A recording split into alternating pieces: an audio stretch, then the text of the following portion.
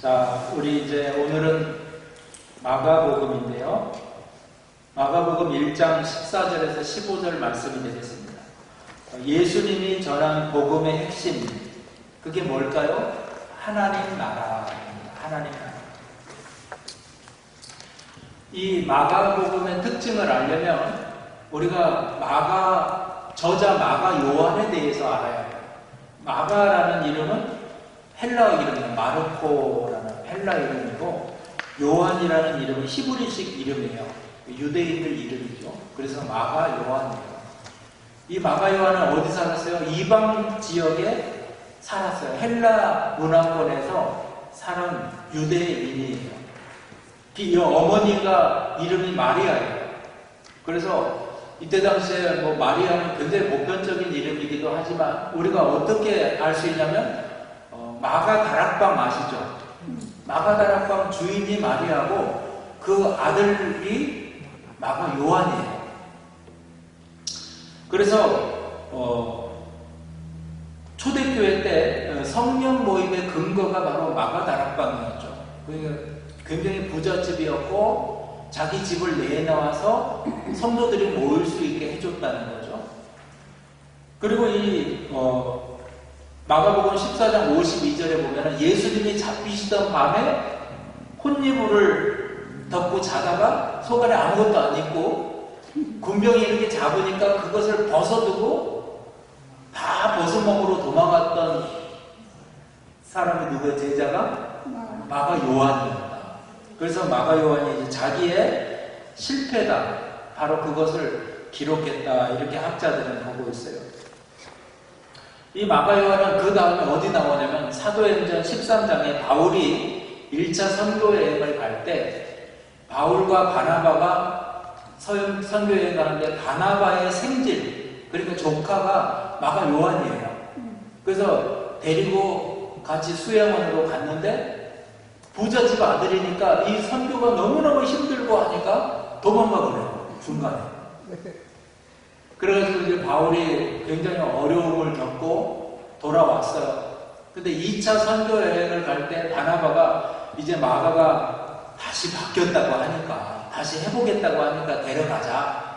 그러니까 바울은 안 된다고 그래요. 왜? 바울은 사역 중심, 일 중심의 사람이기 때문에 하나님의 일이 방해받는 걸 원치 않아요. 그래가지고 다른 사람을 데려가자. 그러니까 바나바하고 둘이 다툼이 일어나가지고 바나바는 마가 요한을 데리고 고향 구브로 섬으로 들어가고 바울은 신라를 데리고 육로로 2차 선교여행을 떠나요. 자, 이제 그리고 안 나타나요. 교회사에 안 나타나는데 어디에 나오냐? 갑자기 베드로의 서신에 나와요. 베드로전서 5장 13절에 내 아들 마가를 이렇게 마가다 이렇게 말해요. 그러니까 베드로가 영적 아들로 마가를 세워요. 학자들에 의하면 베드로는 모국어인 아람어밖에 하지 못해요. 그때 당시에 쓰는 언어 아람어밖에 못하는데 헬라 번역에 가가지고 설교를 해야 되는데 말이 안 되니까 마가 요한, 헬라인인 마가 요한을 데리고 가서 통역을 시켰다. 이 통역자로 사역했을 것으로 보는 거예요.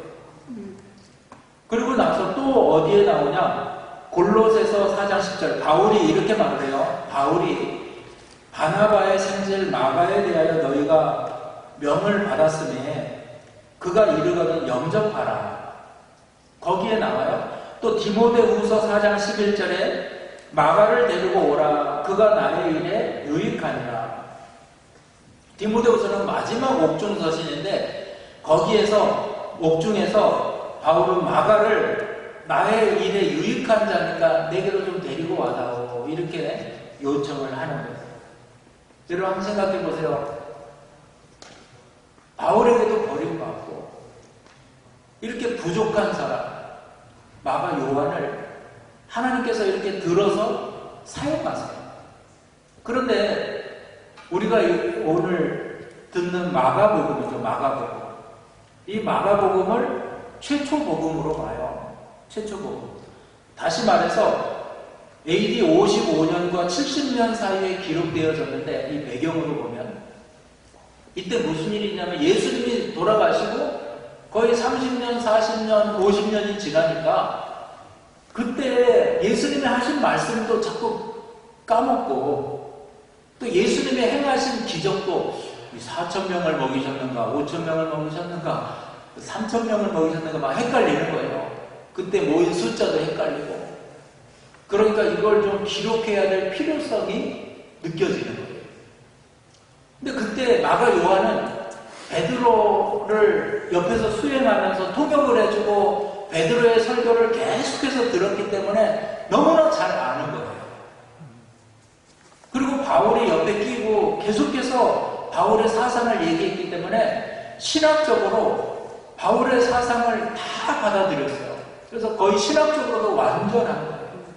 그래서 마가복음을 딱 보면요, 마태복음은 사건별로 막 시간이 뒤죽박죽한데 마가복음은 정확하게 연대기적으로 시간대별로 예수님이 태어나시고 사역하시고 잡히시고 죽으시고 부활하시고 이게 정확하게 딱 기록되어 있어요. 시간대별로 정확하게 기록되어 있다. 그러니까 이 마가복음의 특징은 굉장히 간결해요. 간결하면서도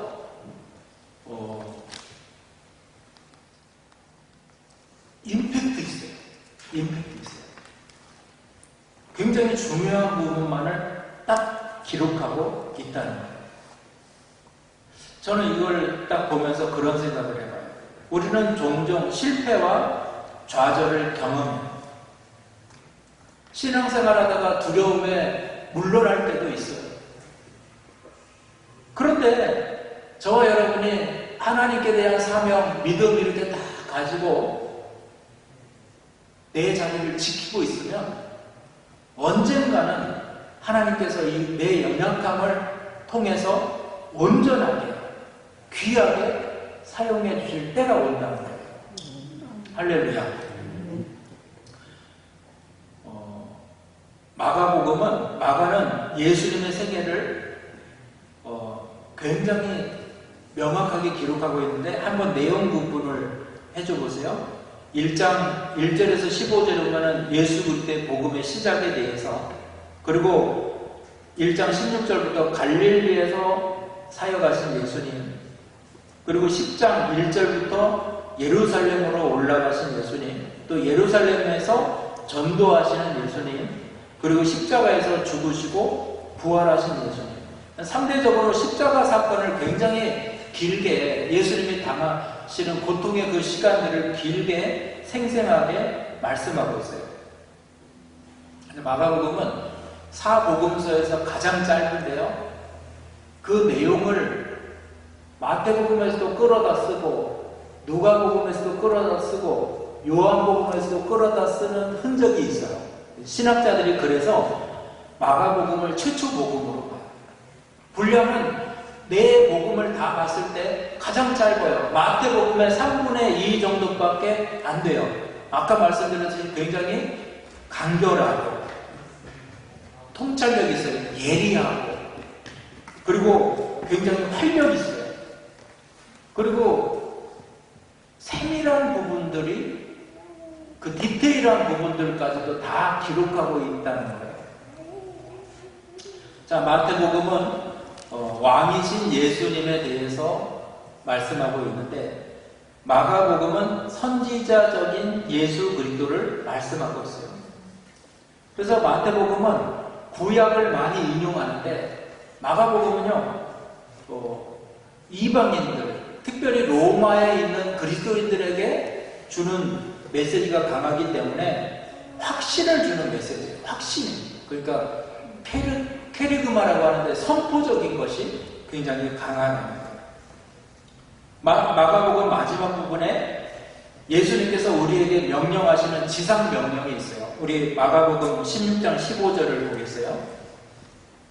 이 말씀이 굉장히 중요한 말씀이에요. 우리 권사님 기도할 때 말씀은 복음 전파하는 내용이에요. 다 같이 시작. 또 이르시되 너희는 온 천하에 다니며 만민에게 복음을 전파하라. 이게 우리 사명이에요. 복음을 전파하라.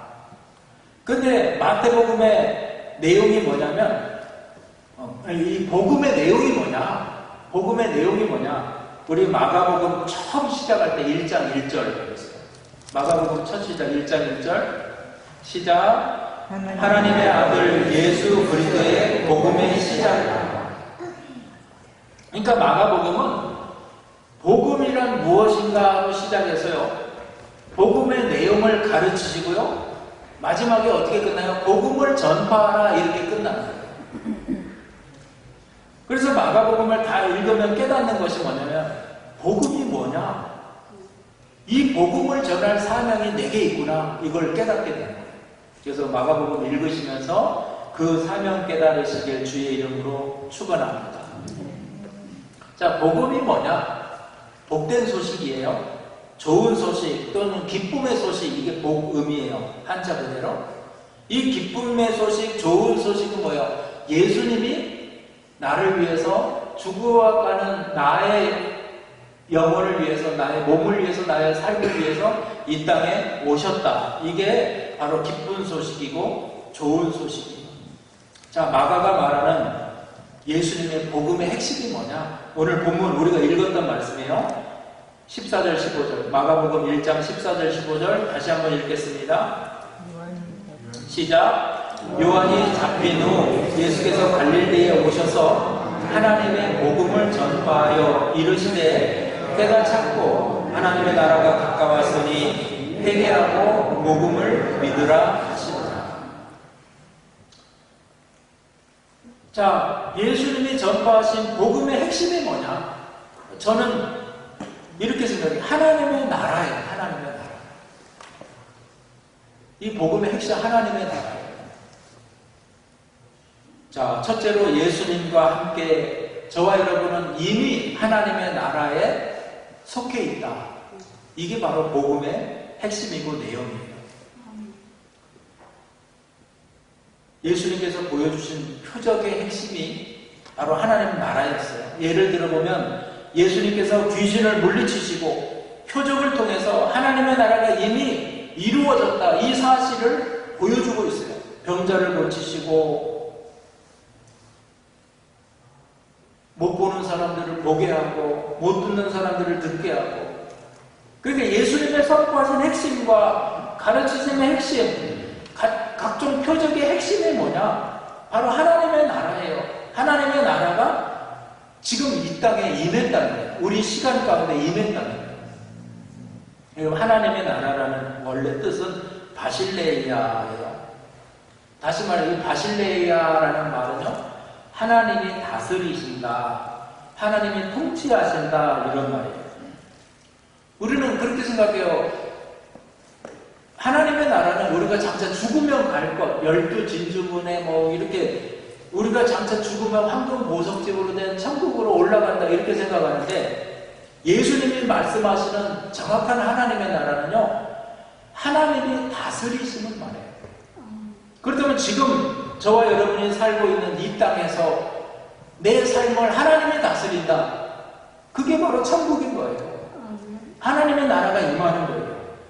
그래서 예수님께서 이 땅에 처음 오셨을 때 이미 하나님의 나라가 너희 가운데 임했다, 이렇게 말씀하고 있는 거예요. 그런 마음을 가진 우리는 예수님의 재림이 언젠가, 언제 주님 오세요, 이런 건 뭐 별로 신경 쓸 일이 없어요. 왜? 우리는 벌써 하나님의 나라를 살고 있기 때문에 그렇습니다. 저와 여러분의 삶이, 인생이 하나님의 나라, 천국 되기를 주의 이름으로 축원합니다. 하나님이 다스리는 시간이 되기를 축원합니다. 마가복음 16장 15절 16절이에요. 또 이르시되 너희는 온 천하에 다니며 만민에게 복음을 전파하라. 믿고 침례를 받은 사람은 구원을 얻을 것이요 믿지 않는 사람은 정죄를 받으리라. 또 이르시되 너희는 온 천하에 다니며 만민에게 복음을 전파하라, 이렇게 말해요. 하나님의 나라가 임했다는 이 복음을 전파하라는 거예요.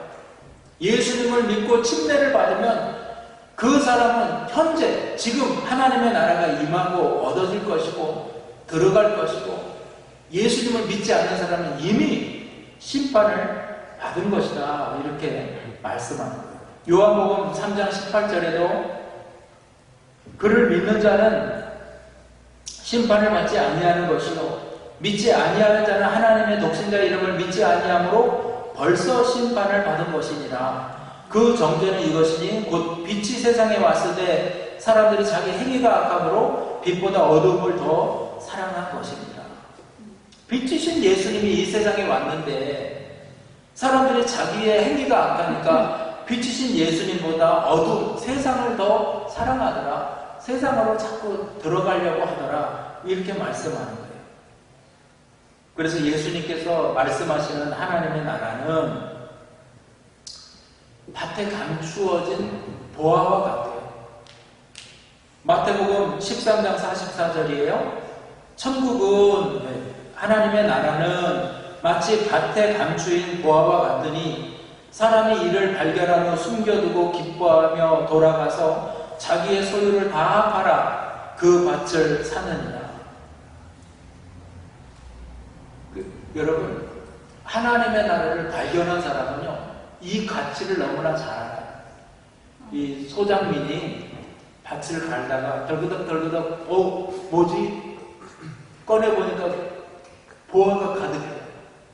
근데 이 보화를 이 사람이 묻어두었다 그래요. 왜 그래요? 그 당시에 법은 그걸 캐내면요 밭주인이 가져가는 거예요. 밭주인이. 그러니까 그걸 묻어둬요. 그리고 자기의 재산을 다 팔아가지고 밭을 사는 거예요. 사람들이 그래요. 여보 그 돈이면 더 좋은 밭을 살 수 있는데 왜 그렇게 돌밭을 그렇게 비싼 값을 주고 사나 이 미련한 사람아 이러는 거예요. 근데 속으로 뭐라 그래요? 미련하기는 네가 더 미련하다 이거만. 왜? 보화를 발견해 놓은 사람이 나는 그 밭을 사야 돼. 근데 그 밭주인이 이 사람이 급한 걸 알고 자꾸 값을 올리고 안 팔려고 그래요. 그럼 무슨 수를 써서라도 그 밭을 사야 되죠. 할렐루야? 왜? 보화가 담겨요. 보화가. 그래서 나중에 비싼 값을 주고 돌밭을 샀는데 캐내보니까 보화가 있는 거예요. 천국은 바로 그러한 거예요. 세상 사람들은 우리 믿는 사람들을 보고 아이고 저 미련한 사람 주일날 놀러나 다니지 뭐하러 저렇게 교회 가가지고 저래? 그런데 진짜 미련한 사람이 누구예요? 천국을 발견하지 못한 사람, 보화를 발견하지 못한 사람이 진짜 미련한 사람이라는 거예요. 자, 우리가 이미 이 땅에 하나님의 나라가 임했다는 것을 어떻게 알 수 있냐? 첫째는 표적을 통해서 알 수 있어요. 자, 우리 마가복음 16장 17, 18절 믿는 자들에게는 이런 표적이 따르리니 곧 그들이 내 이름으로 귀신을 쫓아내며 새 방언을 말하며 뱀을 집어 올리며 무슨 독을 마실지라도 해를 받지 않으며 병든 사람에게 손 얹은 즉 나으리라 하시더라. 할렐루야. 귀신이 떠나가고 새 방언을 말하고 치료가 임하고 이런 각종 표적들이 우리의 삶에서 나타난다는 거예요. 자, 천국이 임하면 바로 이런 표적이 나타나요. 할렐루야. 얼마 전에도 한 분이 오셔서 여기가 아파서 기도를 좀 해주세요. 간절히 안수 기도를 했는데 나중에 연락이 왔어요. 진짜 희한하게 이거 안 아파요. 안 아파요. 할렐루야. 여러분, 하나님의 역사는 지금도 일어나요. 치료는 지금도 나타나요. 새 방언을 말하며 무슨 독을 마실지라 해를 받지 아니하며. 여러분, 삶의 어떤 상황 가운데 하나님의 역사는 지금도 일어나고 있어요. 여기서 중요한 것이 뭐냐? 사탄의 권세가 물러가고 병이 치유되고 새 방언을 말하고 이런 경험이 중요하죠. 그렇지만 이 모든 것은 표적이에요. 표적. 무슨 표적? 하나님의 나라가 임했다는, 예수님으로 말미암아 천국이 우리 가운데 임했다는 표적일 뿐이에요. 그런 현상을 따라가면 안 된다는 거예요. 할렐루야. 그러므로 하나님의 나라를 증거하는 믿음들 되길 주의 이름으로 축원합니다. 그 표적과 함께 우리는 하나님의 나라를 전파하는 거예요. 고린도후서 6장 2절이에요. 이르시되 내가 은혜 베풀 때에 너에게 듣고 구원의 날에 너를 도왔다 하셨으니 보라 지금은 은혜 받을 만한 때요 보라 지금은 구원의 날이로다. 사도 바울이 그렇게 말해요. 지금 하나님의 나라가 임했고 지금은 은혜 받을 때고 지금은 구원의 때고 지금은 복음 증거할 때예요. 여러분 하나님의 나라를 지금 증거하기를 주의 이름으로 축원합니다. 마가복음 16장 20절에 제자들이 나가 두루 전파할세 주께서 함께 역사하사 그 따르는 표적으로 말씀을 확실히 정언하십니다. 제자들이 나가서 하나님의 나라를 복음을 두루 다니며 전파하는데 하나님이 함께 하셔서요 표적을 나타내시고 증거를 나타내셔요. 그런 체험을 하고 그런 이유가 뭐냐? 전파하기, 두루두루 전파하기 위함이었다. 그러므로 저와 여러분 하나님의 나라를 사시고 하나님의 나라를 증언하기를 주의 이름으로 축원합니다. 두 번째로 복음. 다시 말해서 하나님 나라에 들어가려면 복음의 주인이 되려면 회개해야 된다. 이거예요. 회개해야 된다. 자, 요한복음 14장 6절에 예수께서 이르시되 내가 곧 길이요 진리요 생명이니 나로 말미암지 않고는 아버지께로 올 자가 없느니라. 회개해야 들어갈 수 있는 나라가 하나님 나라예요. 예수님께서 하신 말씀을 요약해보면 하나님 나라에 들어갈 수 있는 유일한 길이 예수님이다. 참된 진리, 참된 길, 복된 생명은 예수님이라는 거예요. 여러분 믿으려면 믿음이 선택이라면 회개는 포기합니다. 포기합니다. 무엇보다 우리는 도덕적으로 윤리적으로 수준 높은 그런 믿음들 신앙들 되기를 주의 이름으로 축원합니다. 그러니까 믿는 사람들은 좀 예의도 각별해야 돼요. 예의도 있고 믿는 사람들은 도덕적인 수준도 좀 높아야 돼요. 할렐루야. 그래서 좀 우리 수준 있는 신앙이 되어야 될 줄로 믿습니다. 구약 성경에 다윗이라는 인물이 나오는데요. 다윗은 성정이 우리와 같은 사람이에요. 연약한 사람이었다는 거예요. 다윗이 우리아 양의 밧세바를 탐하여 간음하고 잉태하고 그 죄를 은폐하려고 우리아를 죽이는 죄까지 범합니다. 이 우리아는 얼마나 충성된 종이었는지 그것을 은폐하려고 전쟁 중에 있는 우리아를 데려다가 밧세바하고 함께 자게 해서 자기 죄를 덮어버리려고 그랬는데 지금 내 상관과 내 부하, 휘하의 부하들은 전쟁터에서 죽어가고 있는데 내가 어떻게 들어가 아내와 잠을 잘 수 있겠는가? 집 문 앞에서 잠을 자는 거예요. 문 앞에서.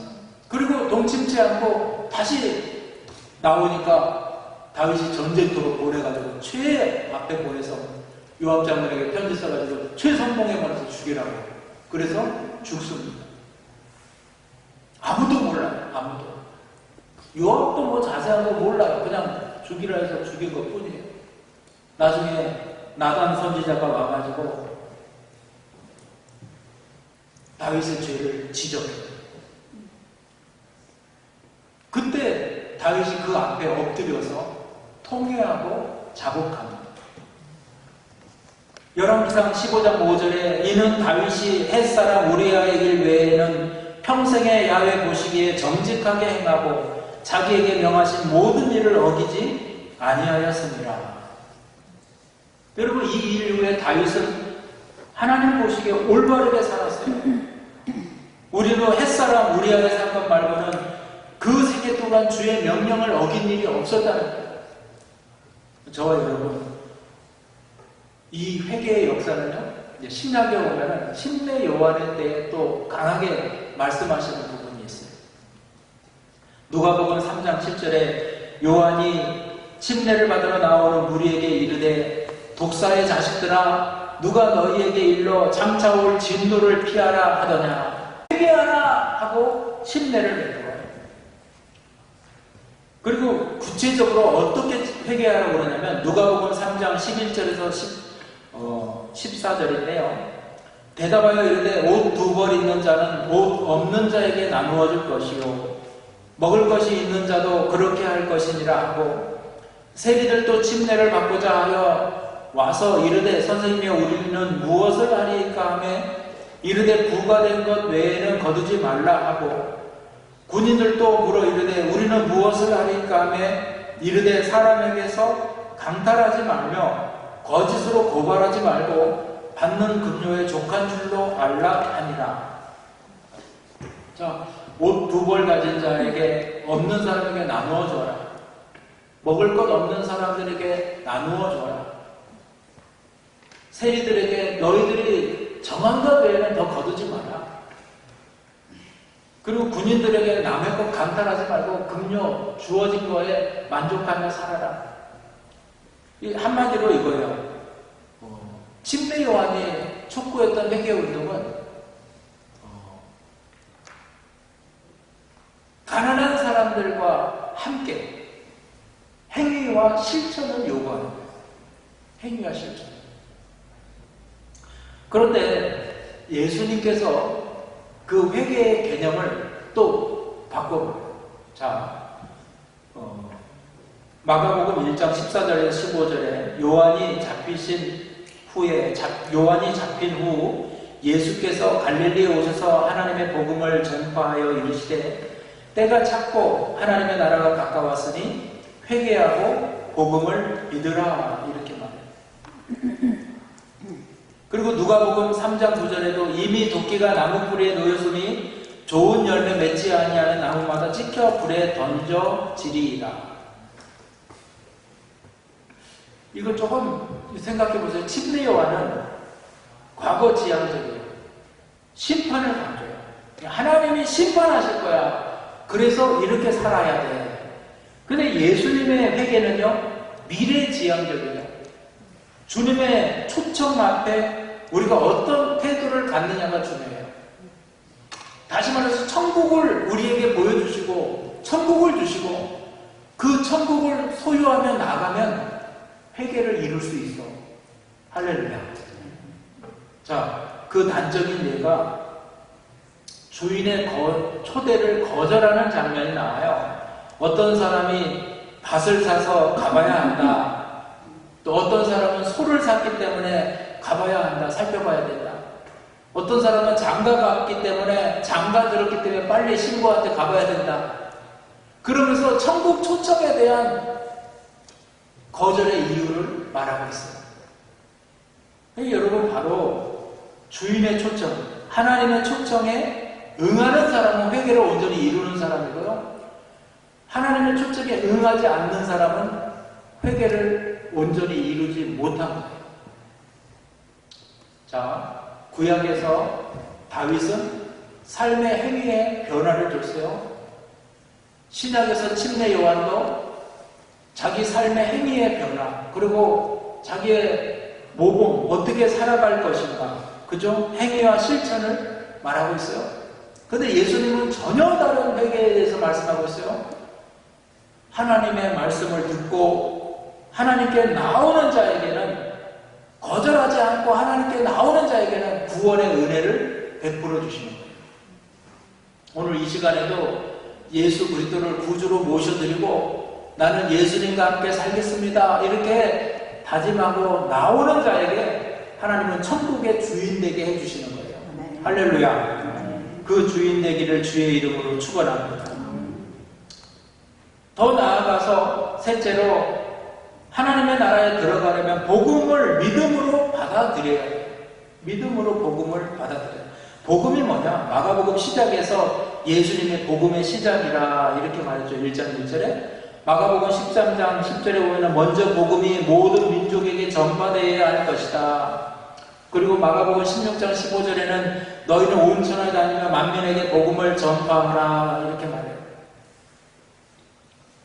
그래서 여러분 복음이 참 중요한데 초대교회 당시 사도들이 전한 복음도 핵심이 뭐냐? 사도행전 2장 36절 보겠어요.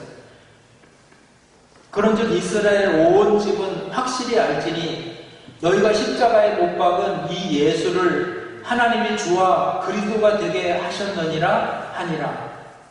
바로 이게 복음. 마가복음에서 말씀하고 있는 복음, 예수 그리스도.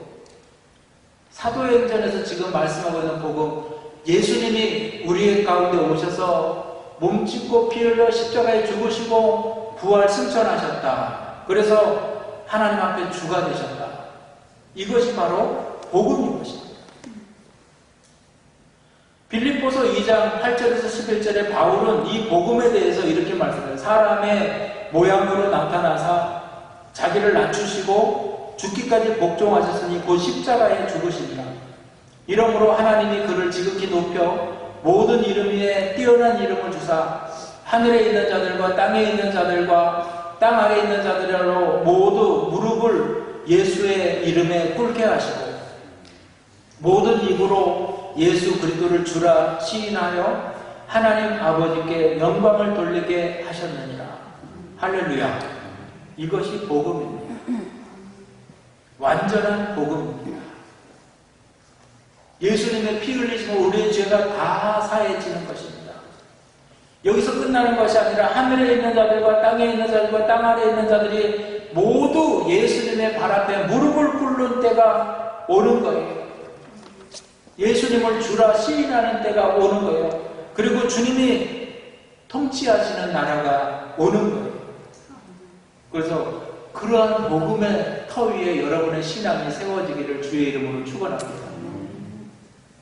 그래서 예수님이 그러한 복음의 터 위에 교회를 세우시는 거예요. 에베소서 21장 20절에서 23절이요. 그의 능력이 그리스도 안에서 역사하사 죽은 자들 가운데 다시 살리시고 하늘에서 자기의 오른편에 앉히사 모든 통치와 권세와 능력과 주권과 이 세상뿐 아니라 오는 세상에 일컫는 모든 이름 위에 뛰어나게 하시고 또 만물을 그 발 아래 복종하게 하시고 그를 만물 위에 교회의 머리로 삼으셨으니 교회는 그의 몸이니 만물 안에서 만물을 충만하게 하시는 이의 충만함이니라.